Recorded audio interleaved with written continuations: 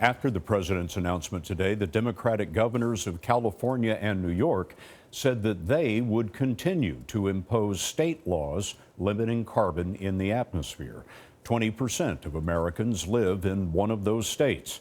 And John Blackstone met one of them, a climate scientist who sent Mr. Trump a warning. Climate scientist Ben Santer has long believed that with temperatures rising and glaciers melting, climate change denial would melt away. Boy, how naive were we? Now he's faced with a new president raising old doubts. A lot of it's a hoax. It's a hoax. Imagine you spend your entire life trying to do one thing, and then someone comes along and says, everything you've done is a hoax or a conspiracy or is worthless. What do you do with that? In the 1990s, Santer became one of the first scientists to analyze all the climate data and reach what at the time was a startling conclusion.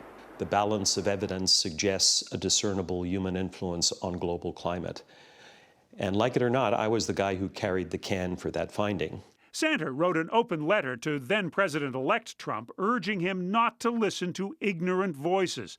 He says scientists have proven again and again that arguments made by climate change deniers are wrong. These zombie arguments take on a life of their own once they're out there. They keep on coming back, and you can't slay them. That's the frustration, the alternative facts. It's not a hoax.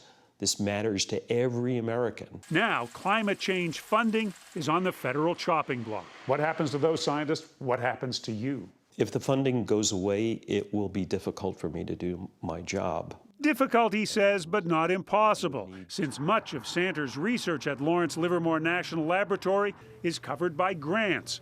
What worries him more, he says, is a new climate of intimidation. There's been a statement, get with the program or get out. If the program is to advance ignorance, then I'm not with the program. Santer would prefer to let the science speak for itself, but he's been speaking up as other scientists are now doing. Scott, on April 22nd, which not so coincidentally is Earth Day, thousands of scientists are expected to join a march on Washington. John Blackstone by the Bay. John, thank you.